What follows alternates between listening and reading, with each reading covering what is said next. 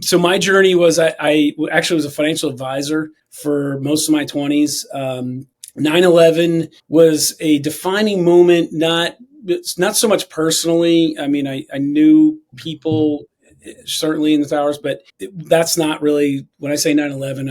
I don't. I'm not trying to claim stolen valor there or anything. It's really was just like a wake up call. If anything else, like what am I doing? This wasn't loving what I was doing. And then two planes flying to buildings, the markets crash. You don't know what to tell your investors, and I just felt like everything that I was taught was meaningless. I think I'm not trying to beat the stock market up too much, but at the end of the day, unless you're on the inside, it's kind of a casino, for the average guy. I mean, look, nothing wrong with dollar cost averaging in your 401ks and everything like that, and dabbling in the market. I certainly have a percentage of my portfolio still in it, but you really can't control what's going on, and like you can in real estate. You can't. It's hard to really make decisions that you really have control over. So, and again, in the back of my head was real estate. I somehow wanted to get in real estate. It was actually that week of 9/11.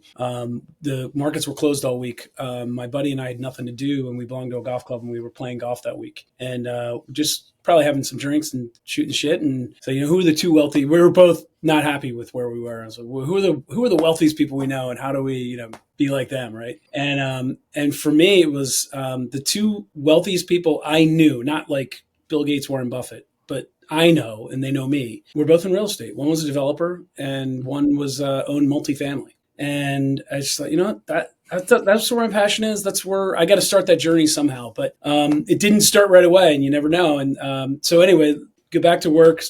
As a financial advisor, still the markets reopened. I was always someone who worked multiple jobs. So I was a bartender too.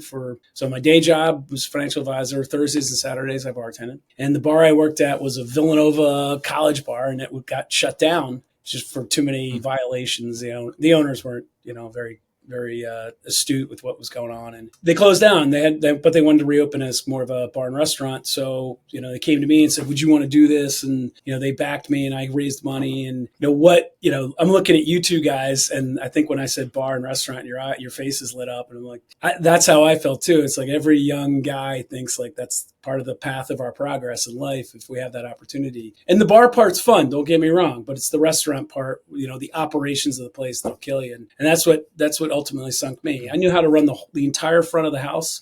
I knew nothing about the kitchen, and the kitchen killed me. So, I had outsourced it to a chef to run it all, thinking, oh, this would be great. He knows what he's doing, but he doesn't care. He's not the owner. And the profits were walking out the back door, not out the front door, and, not out bellies in the front door, but out the back door. So, it was quite a learning experience.